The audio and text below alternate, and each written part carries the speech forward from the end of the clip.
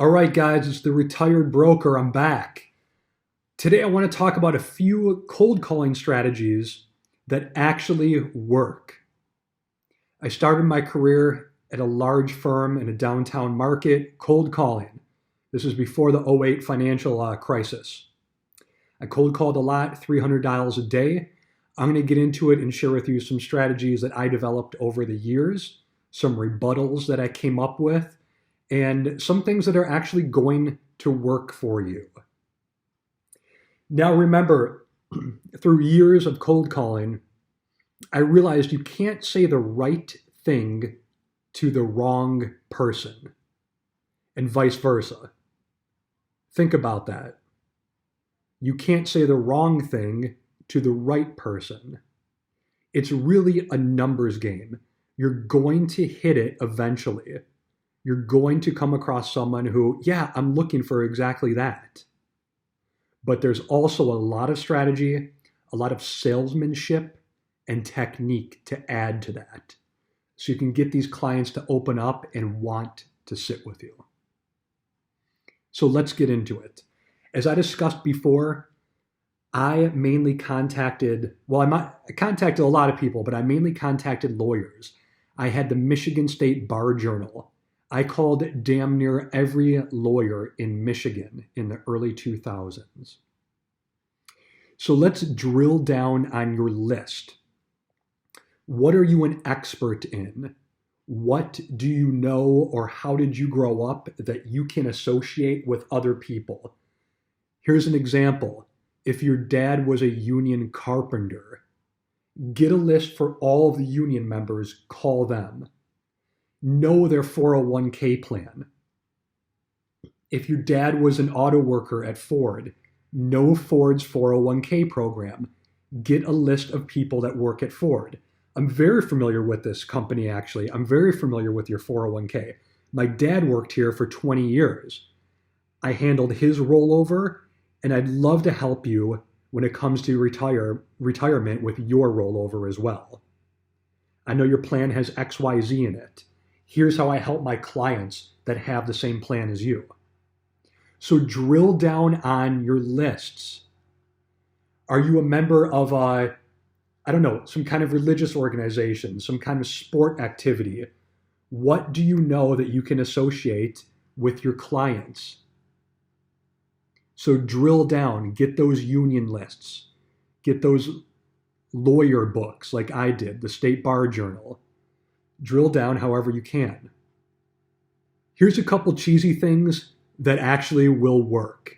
When I was calling lawyers, I would call on Valentine's Day. I would only call women. Call women on Valentine's Day. Wish them a happy Valentine's Day. You get to their secretary. Hi, is Ann there? I can check who's calling. Oh, this is Dan. Okay, Dan, where are you calling from? I'm just calling from my office. I really just wanted to wish her a happy Valentine's Day. I swear, guys, it sounds cheesy, and it is, but it works. And especially if she doesn't have a boyfriend, you're going to cheer her up. Also, St. Patrick's Day, Indian holidays. Call every Patel on your list.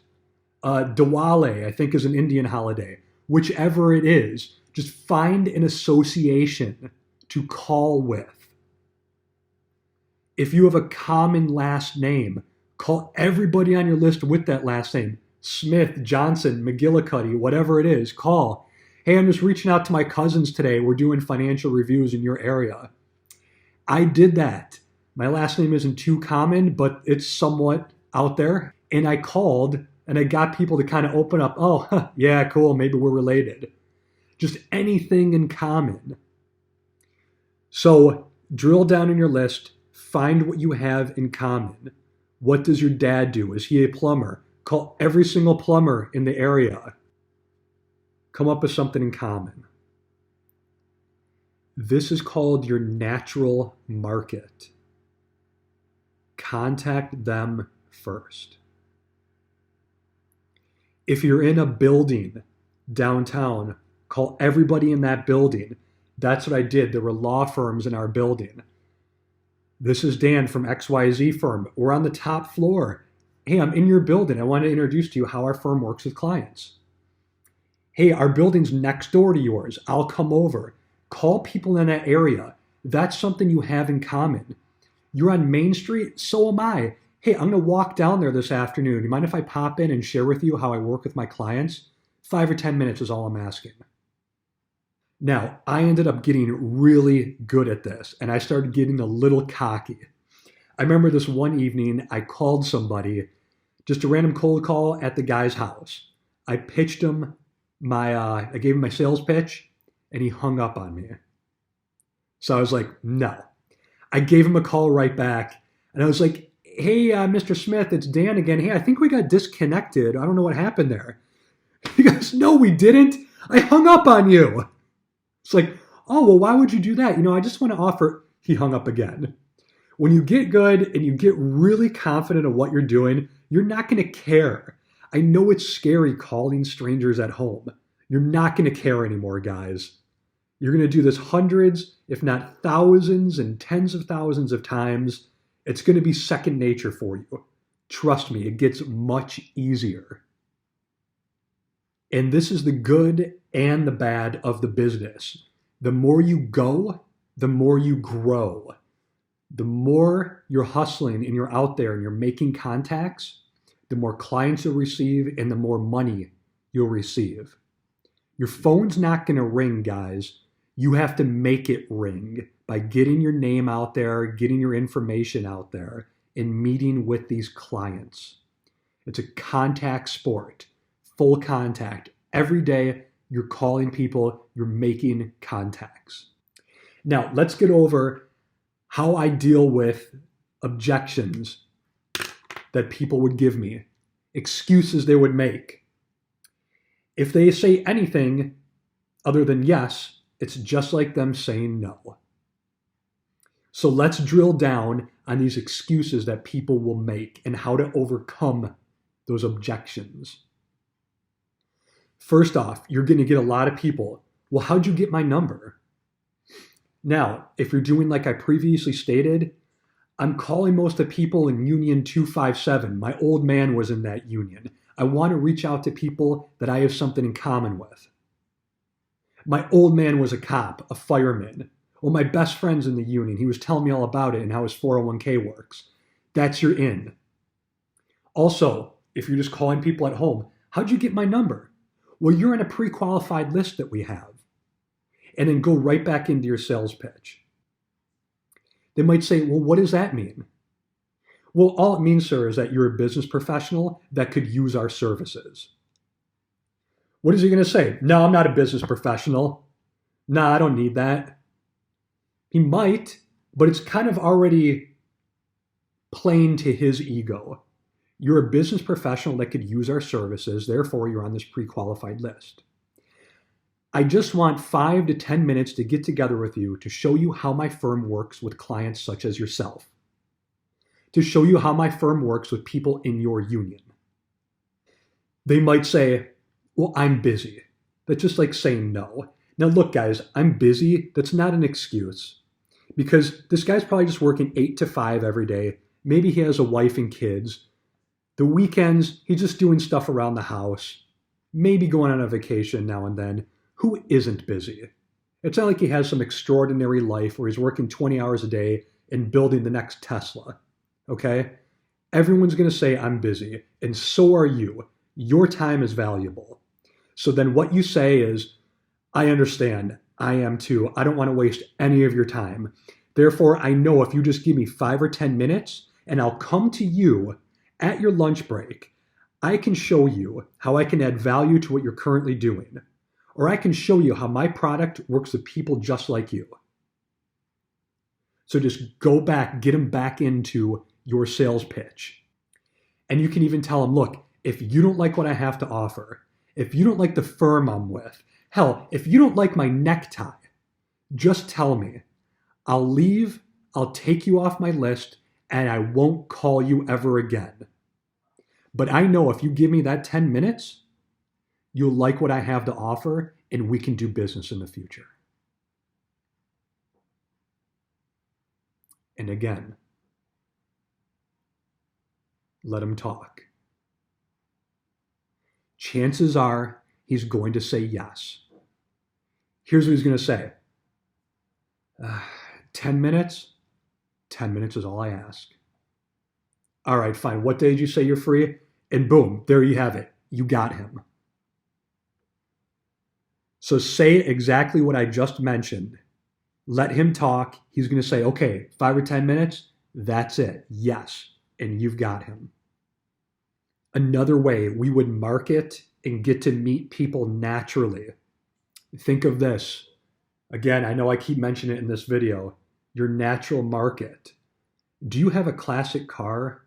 Do you have a sport that you like? Do you have a boat? Here's what you do.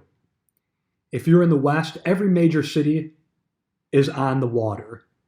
New York, Chicago, Detroit, Miami, obviously, they're all in the water. You can just walk around taking pictures of boats, taking pictures of yachts. Hey, what's going on, man? You like my yacht or whichever it is? Man, I love it. My uncle used to have one, not as big as yours, but something very similar, the same brand. Oh my gosh, does it have X, Y, and Z in it? Get to talking with them. Classic car shows. My uncle used to have a 59 Caddy just like this, man. Those big tail fins. Oh, I love it. Yeah, he sold it XYZ, whichever. Then get the guy talking. Oh, how long have you been collecting cars? Is this your only one? Are you retired now? Or, oh, you are? So you get a lot of chance to drive them. What did you do when you were working? Oh, I did XYZ. Oh, well, actually, I help people throughout their retirement. I'm in finance. There's your in. Just get out there. Think of an excuse. Why would you be here? You have something in common with these people. Use that to your advantage. So one other thing, what you should do is if you're just entering this business, I'm more talking finance, insurance sales here, but it could be really anything you're selling. Before you're starting out, talk to your friends, family, classmates, parents, whoever it may be. Hey, I'm going to study for my Series 7 to become a financial advisor. Once I pass it, could I give you a call and possibly we could work together? If you work with a financial advisor, what do you like about him? What don't you like about him? Because I'm going into that business. I'm studying for my Series 7 right now. What do you think I should do? How do you think I should contact people? Ask people how to do it. And it'll make them feel better about themselves. Oh, you want their advice. So before you start, get out there and start talking to people. What would you want in a financial advisor? If you know somebody that owns a business, hey, after I graduate, I'm going to try to team up with this group at Merrill Lynch or Goldman Sachs. I know you have a big company. Could I possibly get a chance to manage your 401k? Could I introduce you to my team? Hey, I'm starting at this firm next week. Could I introduce you to my team? I know I'm new, but I'm working with a team who has 20, 30 years experience. Each member of the team has that experience. So start smart. Be smart when you enter this business. Know your natural market. Know how to get out there and get people to start talking to you. Have a reason to be at a place. And know what to say when they ask you what you do for a living. Oh, I actually work at XYZ firm. I help people grow and preserve multi-generational wealth. Simple. Get out there and start talking to people, guys. That's how I overcame these excuses when I was cold calling. That's how I got clients. Best of luck. Let me know what you think down below. Thanks.